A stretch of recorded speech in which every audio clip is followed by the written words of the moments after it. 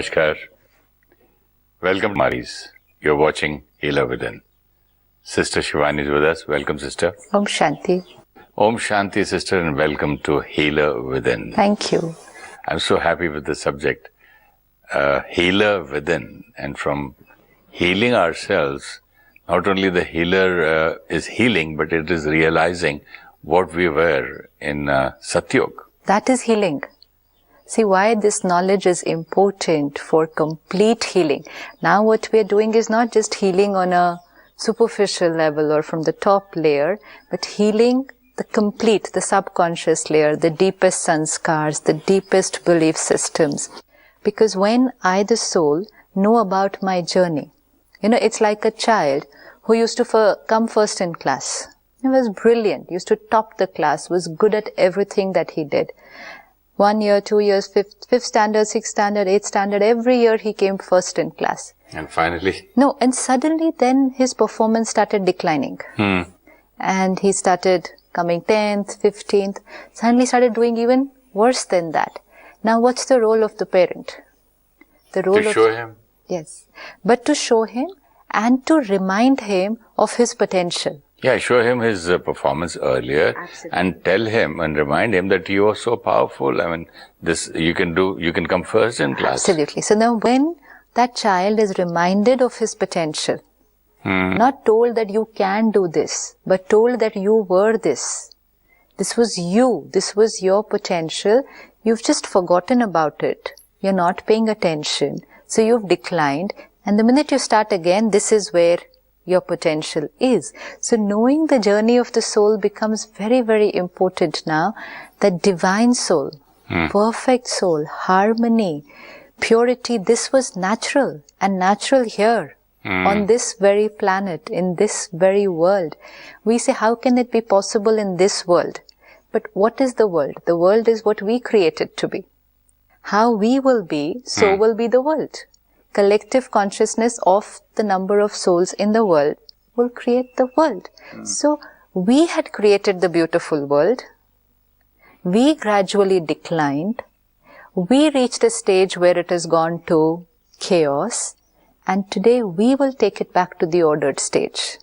We will create that beautiful world again. But to do this, we need someone like a parent to come and tell me and show me the earlier marks in the reports and my strength and my power and capability. And that is what is God's role. That is why when God descends, this is the 3 aspects of knowledge that He gives us. First, you're a soul and your qualities. Second, about Him. Because you're a soul. And your original qualities. And original qualities. And then about Himself. About Himself. Because unless we know Him and connect to Him, we will not be able to get back to those original qualities. So second, about Him. And third, about our journey. It's like you started from here. You were completely perfect. You were healthy. Then gradually you didn't take care of your health. You declined. Before we start for a journey, we take our car to the petrol station, fill it up, and then take the address in the route, take the map, and start from there. Absolutely. Simple. Right. But this so we was fill up our the journey. Strength and the diesel and the fuel, right, or the petrol from God. Take the power, right, take the know-how and the knowledge in the route, absolutely, and then start traveling. And started traveling. Now it's been a long journey. The fuel is also reaching its finishing point, and we've somewhere lost the way. We're not very sure whether it's on the right way. We're confused. We're asking people, where should I go, this way or that way? What should I do? I'm all confused. And fuel is anywhere reaching its finishing point. So why are we not going to the petrol bunk? We don't even remember now about the fuel. We don't even remember anything. We've all just got lost into the woods, absolutely. We're totally scattered, and we're ready to hold on to anybody who will be able to take us out from here. But now we need that power. We need that power who will again give us that complete know-how, who will again help us to fuel the tank, give me the roadmap again, give me the direction again, and send me on the journey all over again. So how do we do that now? Where is God? We need to meet Him. Absolutely. And all this knowledge that we've been sharing, always on awakening, and particularly this particular series, this complete knowledge is God's knowledge being given to us, which is the route map and the know-how of now the journey again. The journey to heal ourselves and create that new world. And everybody is talking about creating the new world. How? But who will create that new world? The new world will start with the new consciousness. And that new consciousness will be created when we understand who's God, what's His role, what's religion role, what did religion come to teach me. Today, are we living our religion? Every religion today, and we saw in Dwapar Yuga, in Copper Age, how every prophet came and gave such a beautiful message, and they lived that message. And when people around them, the souls around them, must have started taking that message, they also must have changed their lives. Sister, I just wanted to ask you one thing. We should not worry what religion I follow, because what you have been speaking to me from the beginning of the episode number 1 till now, you're telling me to be a nice person and know my strength and values and know myself, who am I?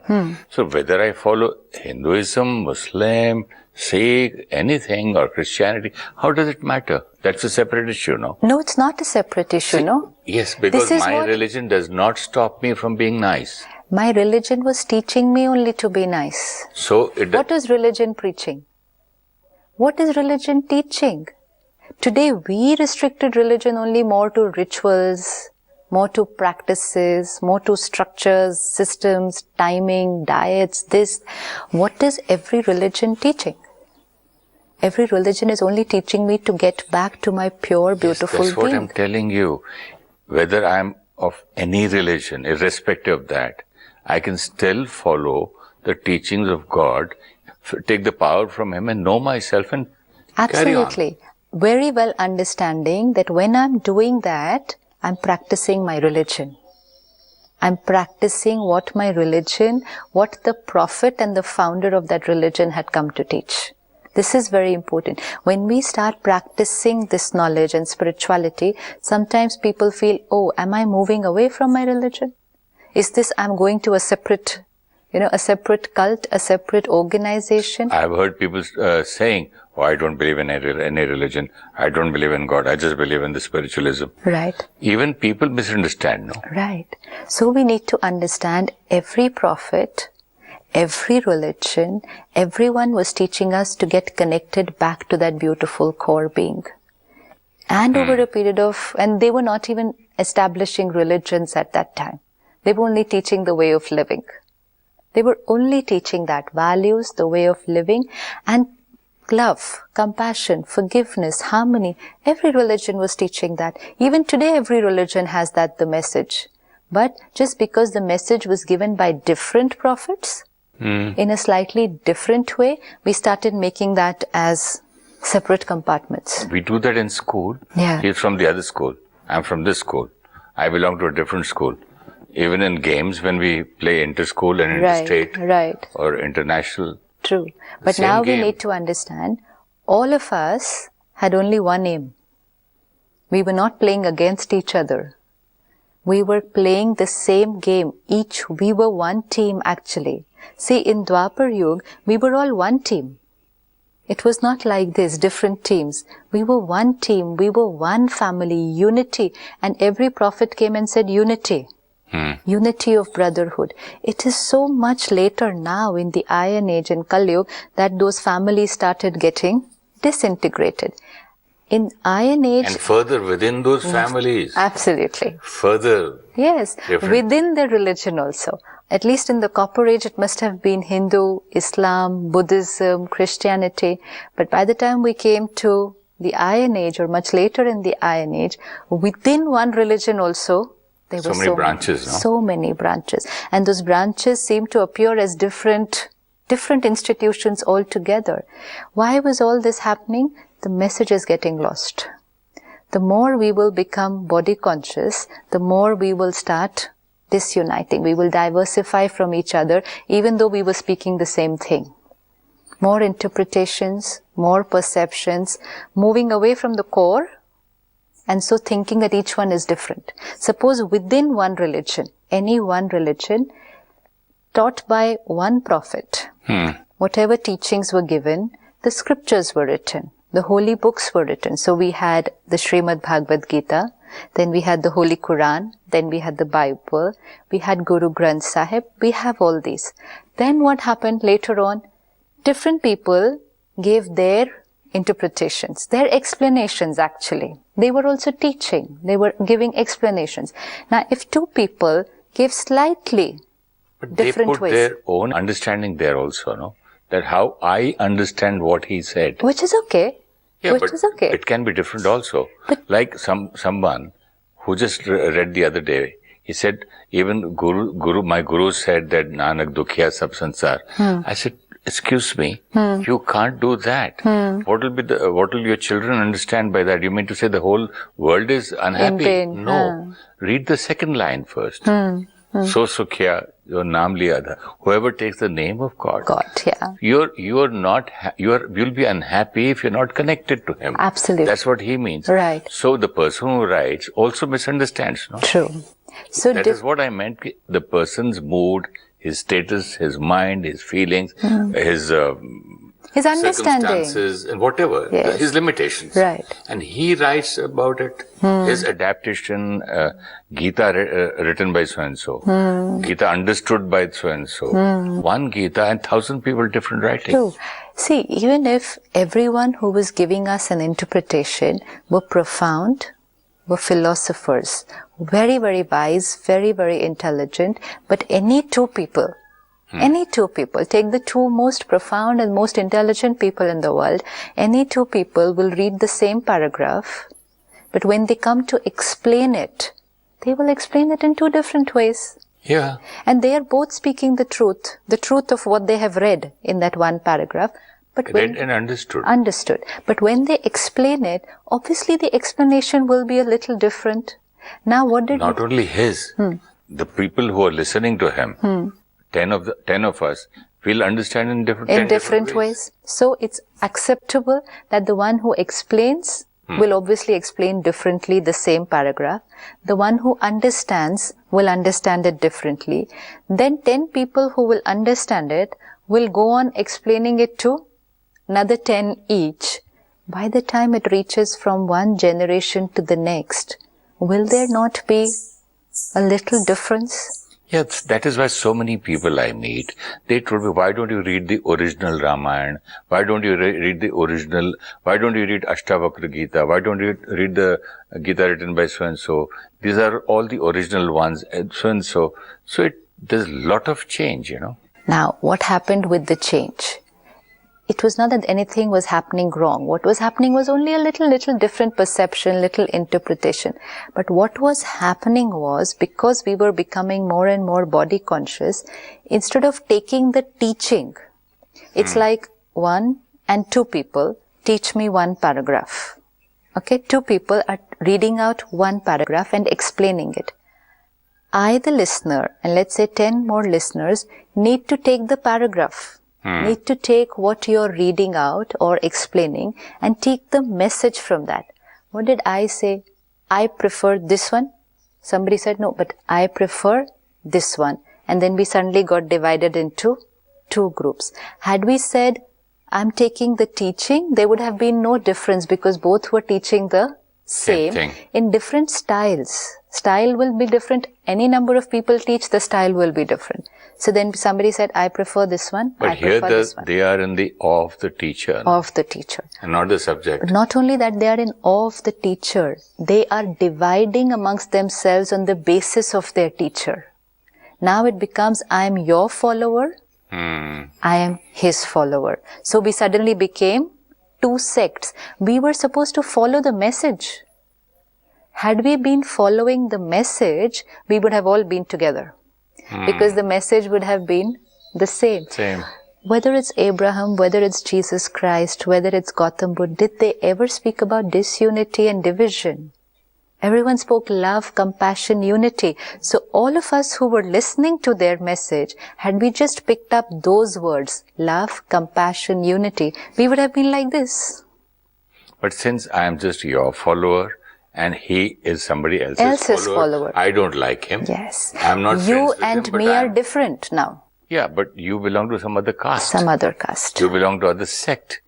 I will love and like and be friends with the person who follows the one I follow. Then little differences were there in what people said, so we started dividing. Then within each religion, because different people gave different explanations, we further had subdivisions. The aim and the intention of the religion was to unite. And actually today what has happened in the name of religion? Today in the name of religion most of us are divided. The first thing is, you're here, I'm here, is different. Now each one said what we are saying is right. Each religion says what we are saying is right. Religion is saying the same thing. Religion is not dividing. Absolutely. We are dividing. So we cannot say that each religion is saying different things. Each religion said the same thing. Each religion said, this message is right. Maybe because in different languages. But the message was right. The message was right. Is right also. Yes. But the ones who were finally taking it forward. And then as we reached Kali Yuga and even towards the end of Kali Yuga, also what happens is that the ones who are giving the message are also declining in their purity, no? All the souls, at the beginning of Copper Age, the prophets who gave the message are pure souls, elevated. Their intention is not that people should get attached to them. Their intention is not of power. They are not demanding respect. They came only to give. Only to give. They didn't want anything in return. But 1,000 years later, 2,000 years later, today, towards the end of Kali Yuga, even if we are giving the similar message or speaking from the same scripture, but the soul is towards the end of Kali Yuga. So how would the soul be? The soul is obviously a little depleted. And so the souls who are giving the message also are in body consciousness. So even their intention will have a little mixturity. It will have little weakness compared to the ones who gave the message in Dwapar Yuga. There is so much of a difference. So the message givers also and the listeners of the message also, there is a shift because of purity, and that's why the religion is not being able to do what religion was meant to do. Religion was meant to create peace. Today we could be moving away and even talking about war in the name of religion. So we're doing something which is completely opposite of what my religion is teaching. Completely opposite. Who would have ever thought at the beginning of Dwapar Yuga that these prophets and what they are giving today, 2,000 years later, may become the cause of people fighting with each other? Who would have ever thought of it? Because everything moving towards a decline. Similarly, all our scriptures that were written at that time, the ones who were giving it and the ones who were taking it were very, very clear that this is meant to give a message. This is meant to give a message. So you have Sri Ram as the ideal son. You have Lakshman as the ideal brother. What were we giving? We were showing them this is how an ideal brother is. You have Sita as the ideal wife, perfect wife. Now, we were supposed to study it, take those values and become those in our life. The ideal husband, the ideal wife, the ideal brother. Today, what are we doing with it? We're only listening to it. We call it a katha. Movie. Yeah, today it's serials and movies. Entertainment. Yeah. So, no, even if we do it for studying, but what are we doing? We read it, listen to it, and take it as somebody else's story. We take it as somebody else's story. And we say, oh, at that time, this was right. This was okay. Today's time is different. Today's times have changed. But most important is, what has happened is, we have started thinking now in Iron Age, not in the beginning of Copper Age, but in Kali Yuga, in Iron Age, we have started thinking, this is Sri Ram's truth. This is not Sri Ram's truth. Sri Ram's truth was that he was living in a time when it was a perfect world. Sri Ram did not fight Ravan. Sri Ram was a divine soul. He was not having war with anybody or fighting anybody. Sri Ram did not doubt his wife. This was not happening. This is what we have to understand. Today what we have done when we're talking about deities, they are perfect divine souls. And what will we say about them today? We say they have fought wars, they have killed people, they have doubted their wife, they have had many, many wives. Today, if somebody has even 2 wives, it's considered as wrong. But for our deities, who were supposed to be perfect and ideal, we say somebody had so many wives. This was all symbolic. It was symbolic to give a message. But the actual deity, when they were there, they did not do any of these things which we are seeing and reading today to give a message. We are supposed to separate the character in the scripture from the actual life of the character. You know, it's like you do a movie. Okay?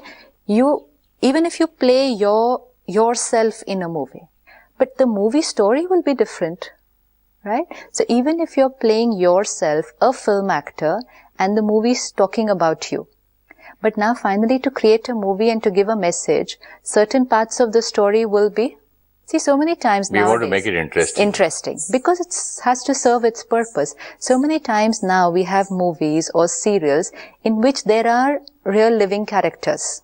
But what does the disclaimer say at the beginning? This is not a real life story of any living character does not depict now any. or today. This is what the disclaimer should have been at the beginning. This is the disclaimer. This is not the real life adaptation of any living character today or before. This disclaimer is very important. If I remove the disclaimer and I see the movie and whatever shown about you in the movie, I will think this is the truth about you. This is not the truth. Your truth is something completely different. When I take your character and make a movie, I take some parts of the truth. Some parts are the truth about your life, and some parts are created to give the complete message and the complete story. That is what has happened in the scriptures. Some parts are the truth of the deities. They are absolutely the truth, perfect, pure. But some parts have been created, because otherwise how will we give the message? So we have to understand that this is a story taking the deity. This is not the truth about the deity, because otherwise every scripture is talking about deities at war with devils. Every scripture. Forget the such old ones. I mean, you're talking about some 2000 years back. Just see what's happening with Akbar and Birbal. Everybody tries to bring one new story, says one day Akbar did this and Birbal answered like this. How many stories we have today? We have all comics, storybooks, everything. Every story, what is it trying to give? It's trying to teach something. Yeah, for example, whatever happens, happens for the good. It's a beneficial scene in the drama. Yeah, right? when Akbar and Birbal had gone to the jungle and he was caught by somebody, Right. as if a king will be caught and, be hanged. Very good. Now see, as if a king will be caught and be hanged. Realistic? It's very not possible, realistic. no? Very practical. But if somebody would have written one page and said, every scene is beneficial, whatever happens with you, please trust that there is some good in it. We would have read it, found it very profound and said, okay, fine. How much ever I understood with it. To believe this, we need a character like Akbar. Right. And so most important. Okay, Akbar did this. Okay, the Birbal was smart, very witty and very sharp. Intelligent and sharp. Okay, so they added these two characters and said his finger was cut. So when they saw that Akbar's finger was cut, so they did not kill him and did not, what do you call in English? I don't know. They did not use him as a bali. Right. As sacrifice. A sacrifice. True. As if they're going to sacrifice the head of a king. But important is, you and me read this story how many years back? Childhood. Today we still remember the story. Yes. But had we read it as just 4 lines of profound wisdom, that every scene in the drama is accurate and have faith, whatever's happening for the good, we wouldn't have even remembered it till the next day. We wouldn't have remembered it even till the next day. You have a point. But because it was written as a story, we remember it even now after so many years. That's why it's written as stories. See, that is why the things which I was told, one day Lord Krishna was sitting there and he did this. One day he was going out with them and he saw something and they said, why don't you see the goodness in this? Yes. Why don't you see the positive side of this? Right. And unless they use some word of a big person, like for example in a movie, Superman. to show whose son he is, where does he come from, they had to take one of the topmost best actors, pay him through the nose to show him big. He doesn't come out, with not anybody's son. Average. Yes, absolutely. So to make him, like for example, somebody wanted me to do only one scene's role, two scenes. I said, this is too small for me. He said, but the actor is such a big superstar. There is a scene where you slap him. And nobody else can slap because we need that power and the seniority of the senior actor. Which means you justify that role. Yeah. This is so important. So they made me put all those beard and all that and made me look a grandfather. And now it is authentic. Right. So you, because of the image that people have in the mind about you, the audience, because of the image that they have in their mind about you, so if you play that role, I will be able to connect with that role and I will be able to believe that character which you will play because of my previous image about you. When I read a story about Akbar and Birbal, it automatically fits into place because I know Birbal is witty. But the story is not about Akbar and Birbal. That particular story which happened did not happen in reality. This is a message. This is a message using two characters who lived. Characters are true. Characters are true. Quality of the characters are true. Akbar had a very witty Birbal in his court. Birbal was very loyal to Akbar. This is the truth. Akbar and Birbal are the truth. But the stories today of Akbar and Birbal are not the truth. This, if we can understand, we'll understand everything that we study today. And we'll then study it with understanding. We just need to study it with understanding because then we will take it in the right perspective. Today what happens, many people say, my belief, my faith, not only your that, belief, your they faith. will say, oh, the deities also used to get angry. Yeah. Even the deities had so many wives. Even the deities used to have war. So then what is wrong if we do it? Because we are taking the message in the wrong way. Because we don't know the complete truth. And it is from here that we got the belief system God gets angry.